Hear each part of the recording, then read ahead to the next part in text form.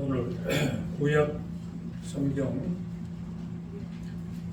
이사야서 9장, 이사야서 9장.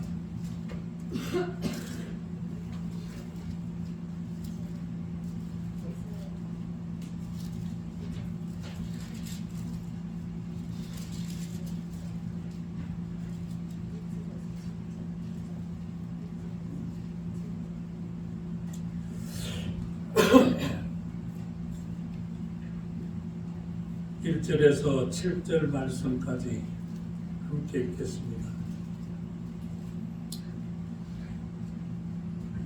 전에 고통받던 자들에게는 흑암이 없으리라.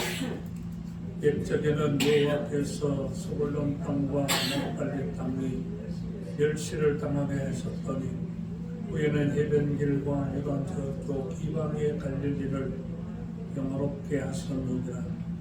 흑암에 행하던 백성이 큰 빛을 보고 사망의 그늘진 땅에 거주하던 자에게 빛이 빛이보다 주께서 이 나라를 창성하게 하시며 그 즐거움을 더하게 하셨으므로 추수하는 즐거움과 발표를 할 때 즐거움 같이 그들의 주 앞에서 즐거워하오니 이는 그들이 무겁게 맨 멍에와 그들의 어깨의 채찍과 제사의 막대기를 그 시대 미디안의 날과 같이 하셨으니 어집에 싸우는 군인들의 피 묻은 겉옷이 우리의 섭같이 설라지니 이는 한 나귀가 우리에게 낳고 한 아들을 우리에게 주신 바 되었는데 그의 어깨는 전사를 되었고 그의 이름은 기묘하다라 모사라.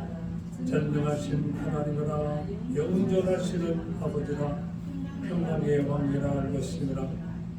그 정사와 평강의 담이 무궁하며 또 다윗의 왕자와 그의 나라에 군림하여 그 나라를 굳게 세우고 지금 이후로 영원히 정의와 공의로 그것을 보존하실 것이라. 만군의 여호와 열심히 이를 이루시리라. 신약 성경의 말씀은 마태복음 1장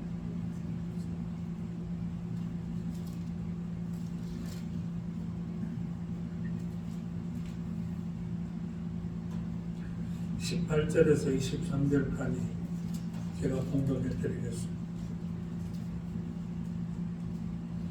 예수 그리스도의 나심은 이러하니라. 그의 어머니 마리아가 요셉과 약혼하고 동거하기 전에 성령으로 잉태된 것이 나타났더니 그의 남편 요셉은 의로운 사람이라 그를 드러내지 아니하고 가만히 끊고자 하여 이 일을 생각할 때에 주의 사자가 현몽하여 이르되 다윗의 자손 요셉아 네 아내 마리아 데려오기를 무서워하지 말라. 그에게 잉태된 자는 성령으로 된 것이라. 아들을 낳으리니 이름을 예수라 하라. 이는 그가 자기 백성을 그들의 죄에서 구원할 자이심이라 하니라. 이 모든 일이 된 것은 주께서 진지전하신 말씀을 이루려 하심이니 이르시되 보라 처녀가 잉태하여 아들을 낳을 것이요 그의 이름은 임마누엘이라 하리라 하셨으니 이를 번역한즉 하나님이 우리와 함께 계시다 하니라. 아멘. 한번 따라합시다. 오직 예수님, 오직 예수님. 우리 주님께서 오신 이 성탄의 은혜와 축복이 사랑하는 형제들에게 충만하기를 우리 주 예수 그리스도 이름으로 축복합니다. 이 성탄절을 맞이할 때마다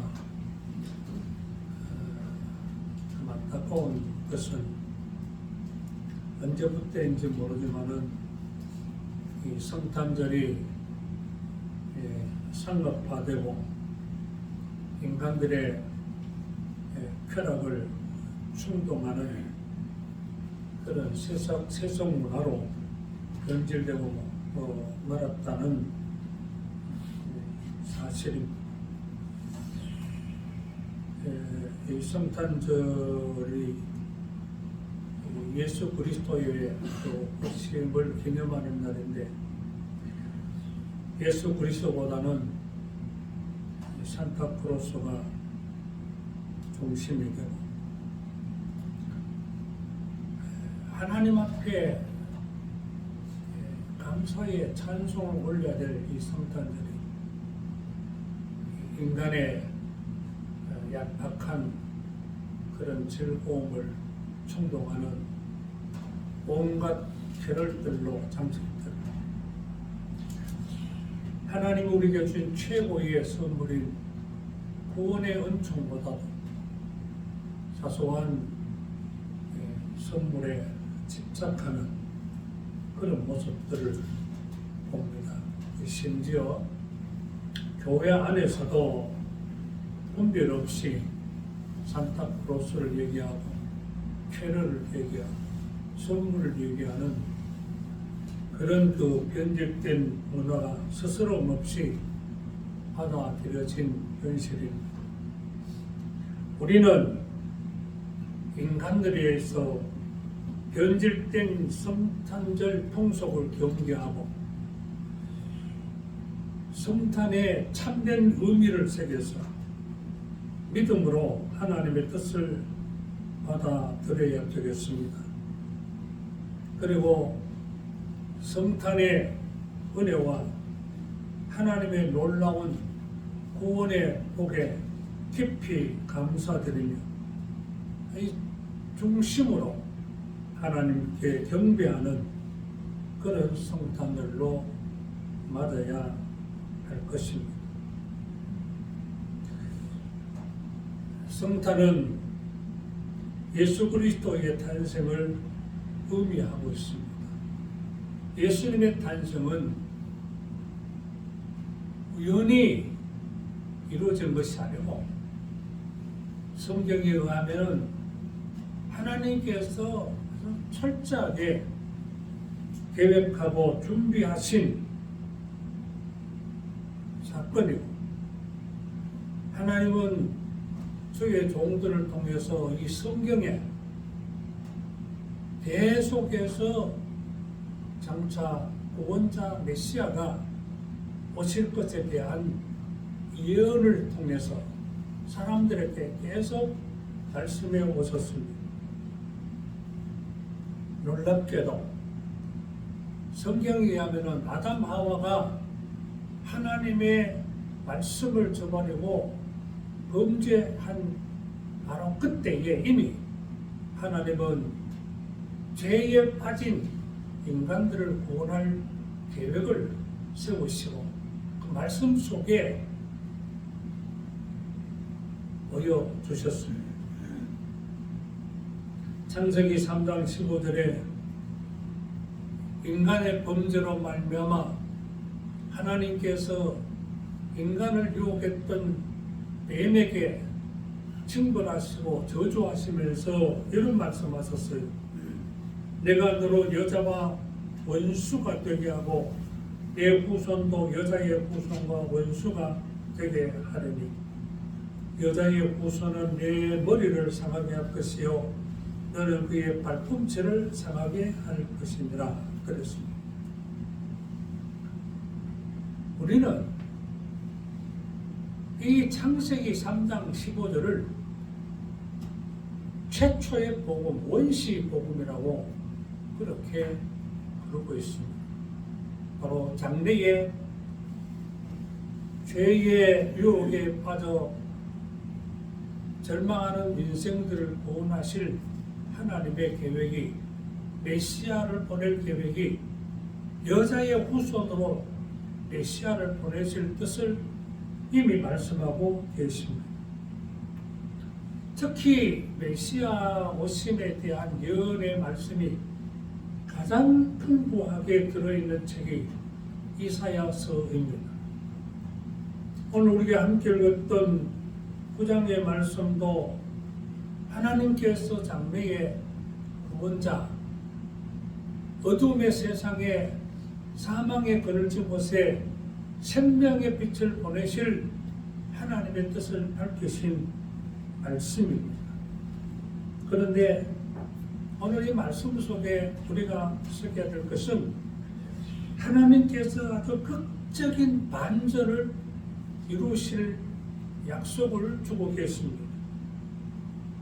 9장 1절에 전에 고통받던 자들에게는 흑암이 없어지고 전에 멸시받던 자들을 영화롭게 해 주시겠다고 말씀하셨습니다. 또한 2절에는 흑암에 행하던 백성이 큰 빛을 보고 사망의 그늘진 땅에 거주하던 자에게 빛이, 곧 생명의 빛이 비치게 될 것을 말씀하고 계십니다. 여러분, 그곳이 어디입니까?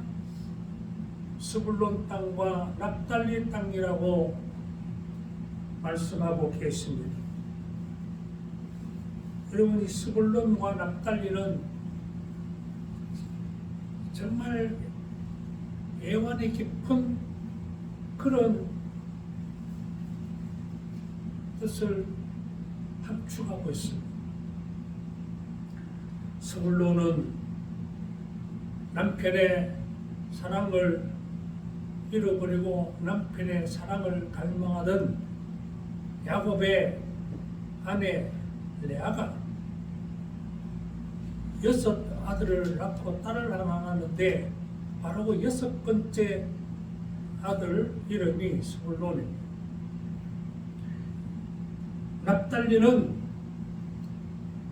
남편의 사랑을 집중적으로 받았음에도 불구하고 자식을 얻지 못해서 그렇게 갈망하는 라헬, 자기는 자식을 갖지 못할지라도 자기 몸종을 통해서라도 남편의 자식을 얻고자 애썼던 그 라헬이 자기 몸종 빌라를 남편에게 들여서 낳은 아들이 바로 납달리입니다.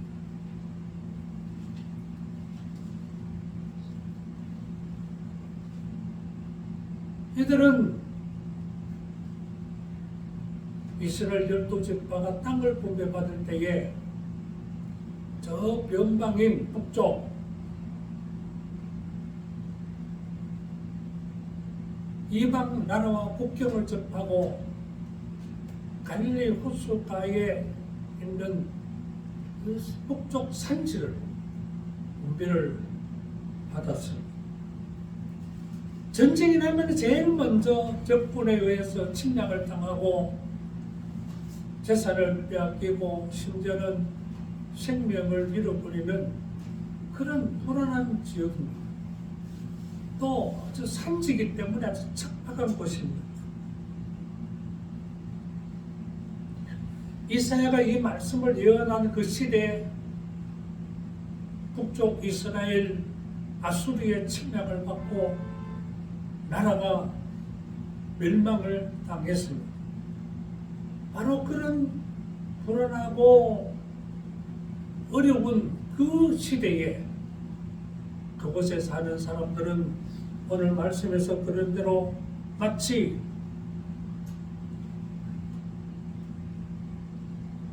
사망의 그늘진 땅에 거하는 형목이었습니다. 뿐만 아니라 그들은 그런 변방에 살았기 때문에 소외되고 멸시받는 곳이었습니다. 유대인들마저도 북쪽 산지 지역에 사는 사람들, 갈릴리 대표되는 갈릴리 지역을 다 같은 동족이면서도 멸시하고 가볍게 여겼습니다.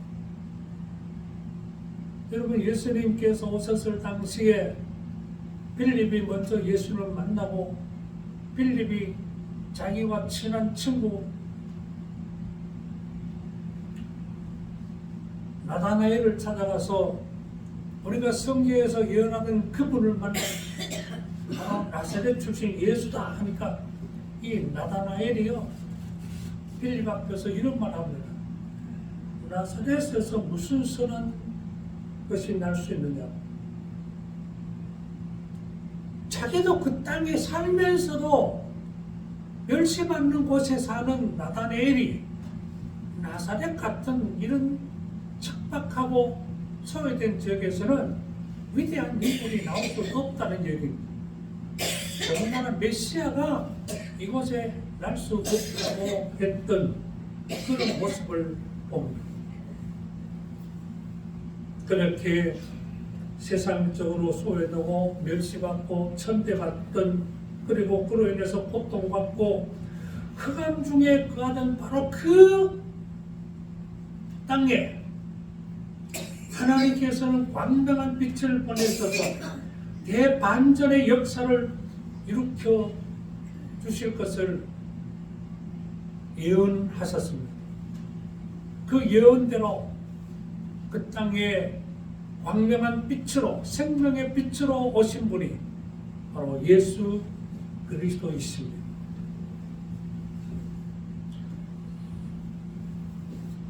여기 고통과 멸시를 받고 흑암과 사망에 그늘진 땅, 스불론과 납달리 땅은 죄악과 절망 속에 빠진 인간 세상을 상징하고 있습니다.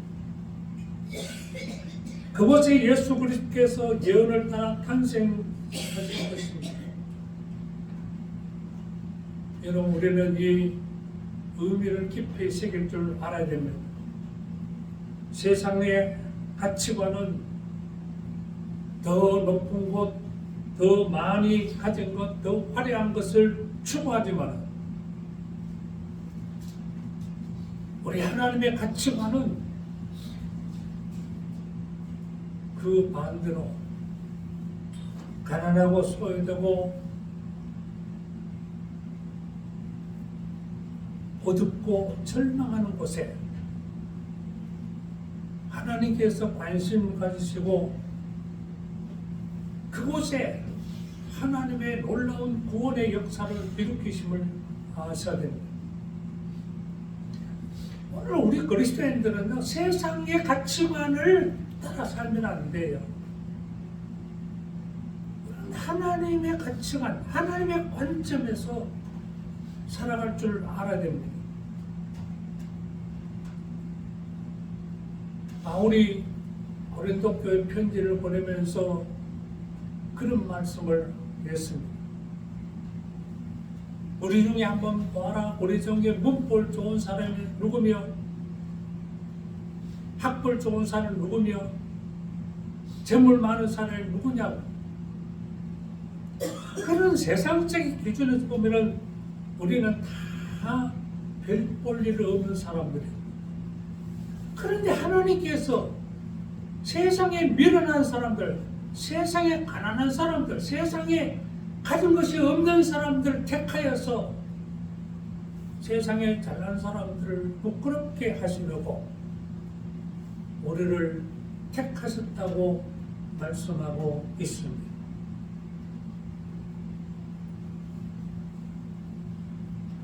오늘 우리의 관심과 관점을 세상 사람들의 가치 기준에 돌려가지 마십시오. 항상 하나님의 관점에서 하나님의 가치관을 가지고 살아갈 수 있어야 보게 됩니다. 그런데 예수님께서 탄생하시며 어떻게 빛이 되고 생명이 되시겠습니까?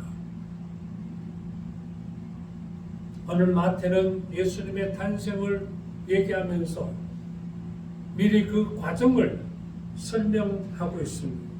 그 첫 번째가 하나님이 사람의 몸을 입고 오신 이 성육신의 은혜를 말하고 있습니다. 20절 말씀 보십시오. 천사가 요셉에게 그에게 잉태된 자는 성령으로 된 것이다. 다시 말씀드리면 하나님께서 사람의 몸으로 잉태되었음을 말씀하고 있습니다. 왜? 왜 하나님께서 사람의 모습으로 오셨을까요? 그 목적은 단 하나입니다.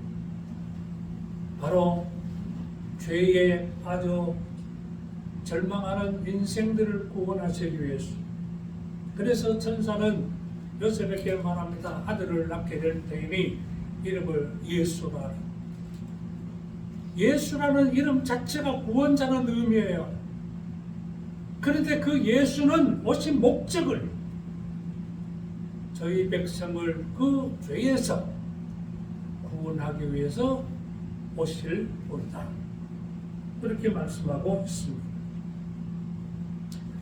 하나님께서 죄와 사망 가운데 매여 있는 인간들을 구원하시려고 인간의 몸을 입고 오셔서 인간들의 모든 삶의 고통을 직접 체험하시고 인간들의 죽음까지 대신하시려고 사람의 몸을 입고 오셨다고 설명하고 있습니다. 나중에 히브리서 기자는 4장 15절에서 우리에게 있는 대제사장은 우리의 연약함을 동정하지 못하실 리가 아니요 모든 일에 우리와 똑같이 시험을 받으신 이로되 죄는 없으시니라 그랬습니다. 개정판에 동정이라는 말로 번역했는데 원래 개혁 성경에는 체휼, 체휼. 이 체휼이라고 번역된 이 단어의 원래의 뜻은 같이 고난받는다는 겁니다. 우리 인간들, 육신을 가진 인간들의 그 모든 고난을 같이 받기 위해서 인간의 몸을 입고 오신 분이 예수님이라는 말씀이에요. 왜?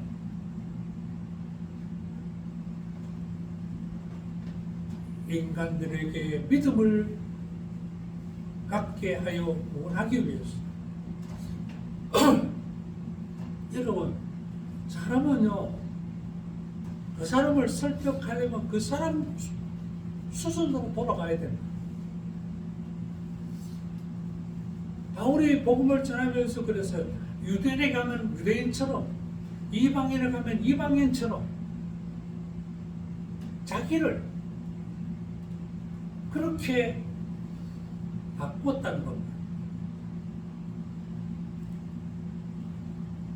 가난한 사람한테 가서 부자 티내면 그 가난한 사람이 감동 받겠어요?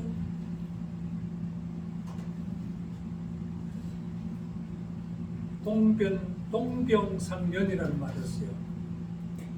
같은 병을 앓을 때에 그 사람을 감동 주고 마음을 얻을 수 있다는 얘기입니다. 그런 얘기 있잖아요. 어떤 도둑이요. 밤에 어느 집에 들어갔더니 남자가 자고 있습니다. 일어나, 가진 거 내놔. 잘 못 일어나요. 왜 그러냐 내가. 그러니까 신경통이 있어서. 신경통이 있다는 말에 도둑이요. 그래요. 나도 신경통이 있는데 그만 둘이 앉아서 신경통 얘기하다가 친해져 버렸어요. 그래서 그 도둑이요 혼쭐을 들었다가 그냥 돌아갔다는 얘기가 있어요. 우리 예수님께서 인간과 똑같은 모습으로 오셔서 인간이 겪는 모든 것을 같이 느끼시고 그 인간들을 위해서 대신 십자가에서 죽으시기 위해서 오셨습니다. 여러분, 전설적인 낭환자 선교사 다미엔 신부의 얘기를 들어보셨습니까? 이 다미엔은요 벨기에 출신인데 자기 형이 하와이에 선교사로 갔다가 병이 나서 돌아왔어요. 그 형 대신 하와이 선교하겠다고 하와이에 들어갔다가 그 당시에 하와이에 낭환자가 급격히 막 증가하는데 주 정부에서 낭환자를 감당할 수 없어서 그 그 인근에 있는 작은 섬 몰로카이라는 작은 섬에 아무 병원 시설도 없는데 무조건 남한자를 그리로 담비를 넣은 겁니다. 근데 이 담비엔이요, 이 사실을 알고 하나님께 기도, 하나님, 저는 남들이 가기 싫어하는 곳에 가게 하시고 남들이 하지 않은 일을 할 수 있도록 도와달라고 기도했어요. 결국 그 섬에 들어가서 남한자들 위해서 아주 헌신적으로 일하면서 복음을 전했어요. 근데 이 남한자들이요, 다미엔의 그 헌신적인 봉사를 통해서 그를 존경은 했는데 그가 전하는 복음은 전혀 받아들이지 아니하는 거예요. 예수 안 믿는 거예요. 답답해 하는데 어느 날 뒤통수에서 들려오는 남한자들의 얘기가 들려왔어요. 저는 몸이 건강하니까 믿음을 얘기하지, 우리처럼 살이 썩고 죽어가면 믿음을 얘기할 수 있겠느냐. 그게 다면이요, 그 소리를 아주 충격을 받았어요. 하나님 앞에 기도했어요. 하나님, 나도 나환자가 되게 해주십시오. 예수님께서 죄인을 구원하시기 위해서 나자시었듯이 나도 저 나환자들 구원하기 위해서 나환자가 되게 해주십시오. 그렇게 간절히 기도했어요. 그런데 정말 그의 몸에 나병이 옮겨서 살이 썩어 들어갑니다. 그럼에도 불구하고 그는 여전히 나환자들을 위해서 일하고 복음을 전할 때에 비로소 그 나환자들이 그의 진실을 알고 예수님을 영접하더라는 겁니다. 우리 주님은 바로 죄 가운데 있는 우리를 구원하시기 위해서 죄 있는 육신의 모습을 입고 오신 분이에요. 그러나 본질적으로는 죄는 없으신 분. 히브리서 기자의 말처럼 바울은 로마서 8장 3절 4절에서 자기 아들을 죄 있는 육신의 모양으로 보내서 육신의 죄를 정하사 율법의 요구를 이루셨다고 말하고 있습니다. 예수 그리스도의 탄생은 나를 구원하시려고 나와 같이 낮은 몸을 입고 오셨음을 깊이 새기시고 그 은혜에 감사하며 구원의 믿음을 갖고 찬양하는 성도들로 살아가시기를 바랍니다. 그 두 번째 예수님의 오심은 참된 평화를 주시려고 오셨습니다. 누가복음 2장 14절에 천사들의 찬양이 지극히 높은 곳에서는 하나님께 영광이요 땅에서는 하나님이 기뻐하시는 사람들 중에 평화로다, 그렇게 노래하고 있습니다. 여러분, 인간 세상에 범죄가 일어난 후의 현상은 바로 평화의 파괴였습니다.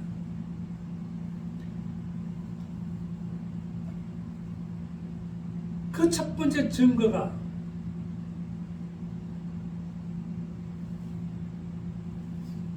가인이 동생을 미워해서 결국은 살인하는 데까지 이르게 되고 말았지 않습니까? 범죄가 들어온 이래로 인간들 속에는 지금까지도 끊임없는 시기, 미움, 분노, 살인, 전쟁 모두가 평화를 파괴하고 있습니다. 인간의 역사는 곧 전쟁의 역사, 지금도 마찬가지입니다. 크게는 국가 간의 전쟁과 가까이 있는 사람들 사이에 끊임없는 다툼과 싸움이 일어나고 있습니다. 거기에 평화가 어디 있습니까? 평화는 어디 있습니까?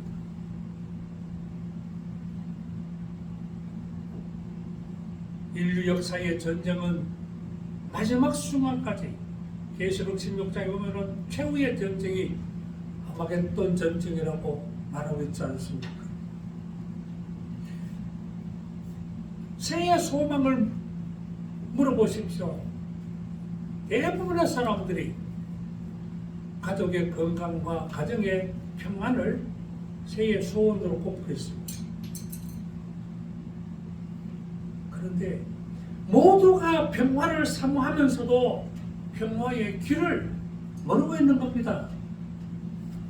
누가복음 19장 42절에 예수님께서 마지막 예루살렘에 들어오셔서 성을 보시면서 우셨습니다. 왜 우셨는지 알아요? 예수님께서 예루살렘 성을 보시고 우시면서 하신 말씀이 있어요.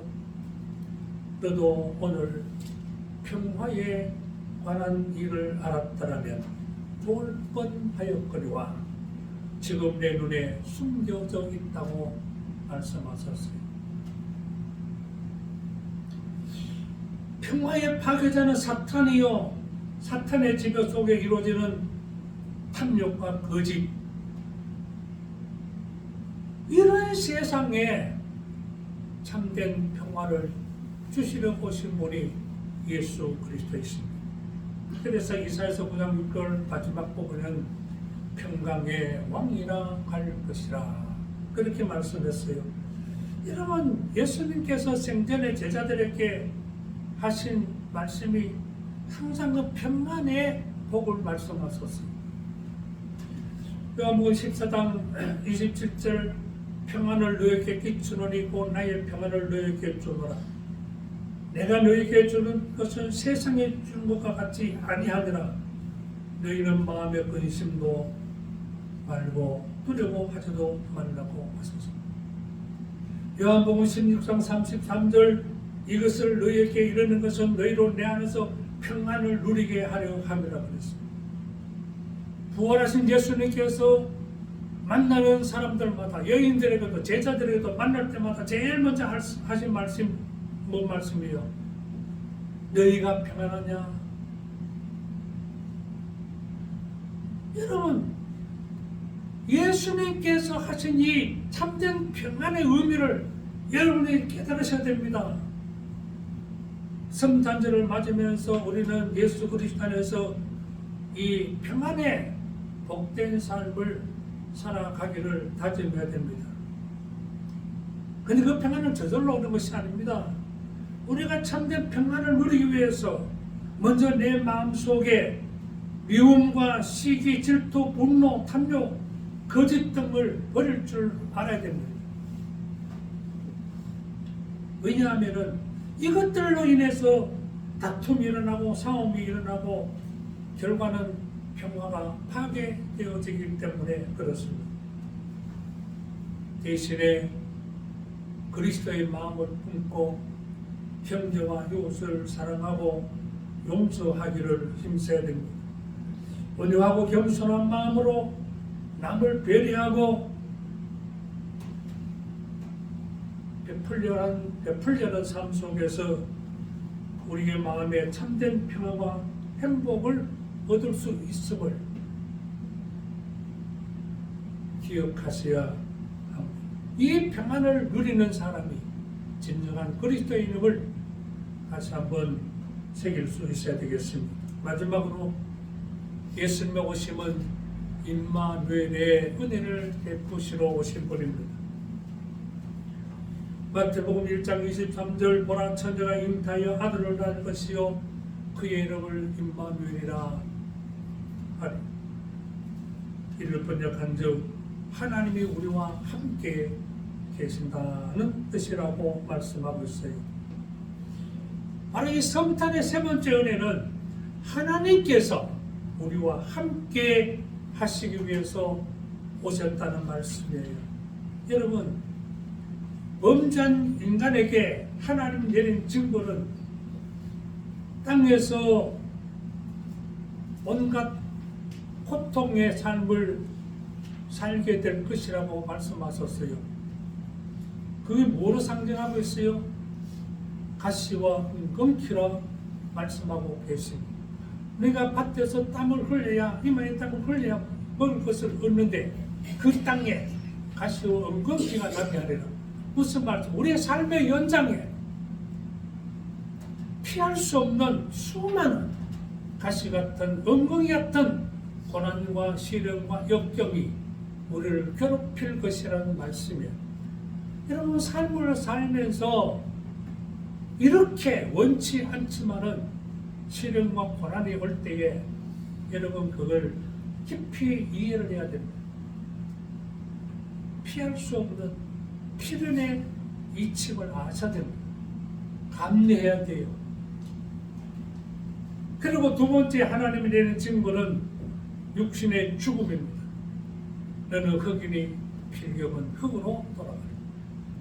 근데 다 죽음 앞에 자유할 수 없습니다.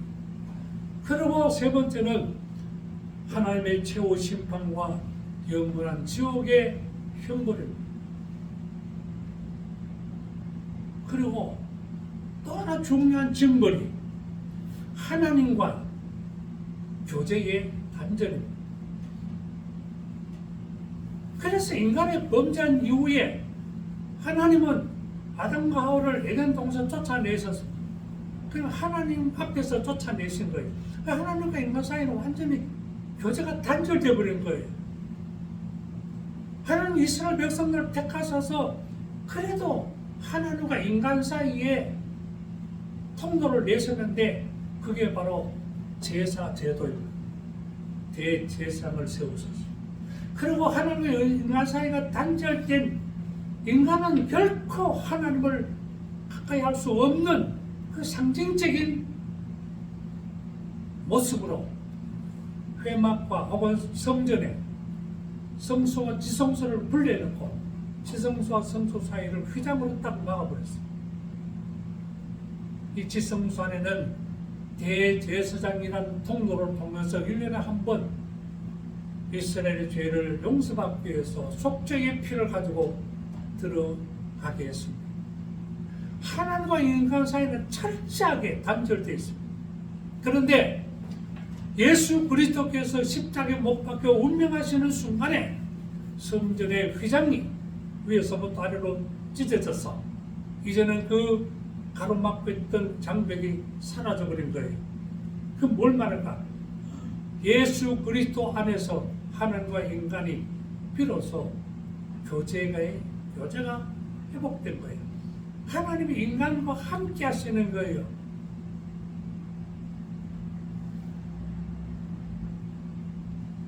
예수님께서 세상을 떠나시면서 승천하시기 전 곧 제자들에게 하신 말씀이 보라 내가 세상 끝날까지 너희와 함께 하겠다고 약속하죠. 우리가 지난번에 요한복음에서 말씀 나눴습니다마는 내가 너희와 함께 하기 위해서 다시 오리라고 약속하셨어요. 누구입니까? 바로 성령 하나님이십니다. 성령 하나님은 부활하신 예수 그리스도의 영이십니다. 성령께서 우리와 늘 함께 하시기 위해서 우리 가운데 계심을 아셔야 됩니다. 문제는 성령 하나님이 우리와 함께 계시는데도 불구하고 우리는 그 의식하지 아니하고 자신의 욕망대로 자신의 소신대로 살아갑니다. 이제 우리는 하나님이 예수 그리스도 안에서 임마누엘 함께 하심을 믿고 겸손한 마음으로 성령 하나님의 인도하심과 도우심을 의지하고 살아가야 됩니다. 끊임없이 성령 하나님의 도우심을 바라고 기도하면서 살아갈 때에 형통한 삶을 얻을 수 있게 될 것입니다. 사랑하는 형제 여러분, 다시 한번 성탄의 은혜와 복이 충만하기를 주님의 이름으로 축원드립니다. 우리를 죄와 사함에서 구원하시려고 우리에게 참된 평화를 주시려고 영원토록 우리와 함께 하시려고 하나님이 사람의 몸을 입고 오신 분이 바로 예수님이십니다. 그 모든 은혜에 감사하시며 찬양하는 성도들이 되시기를 바랍니다. 그리고 이 믿음으로 세상을 이기고 승리하시기를 주님의 이름으로 축복합니다. 거룩하신 하나님 아버지,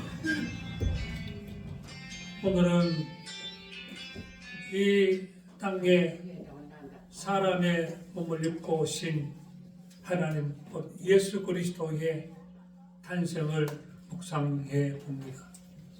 예수님께서 육신을 입고 오신 것은 육신에 매여 있는 우리를 구원하시기 위해서 오셨고, 범죄로 말미암아 이르는 평화를 회복시켜 주러 오셨고, 하나님과 단절된 인간을 그 회로를 회복해서 영원토록 하나님이 우리 안에 계시고 함께 하시며 우리를 돕고 인도하심을 위해서 오셨음을 새겼습니다. 이 은혜 깊이 새기고 예수 안에서 하나님께 감사하고 찬양하며 성령 하나님의 은혜 안에서 세상을 이기며 살아가는 우리 형제들 되게 하여 주시옵소서. 예수님의 이름으로 기도드리옵나이다. 아멘.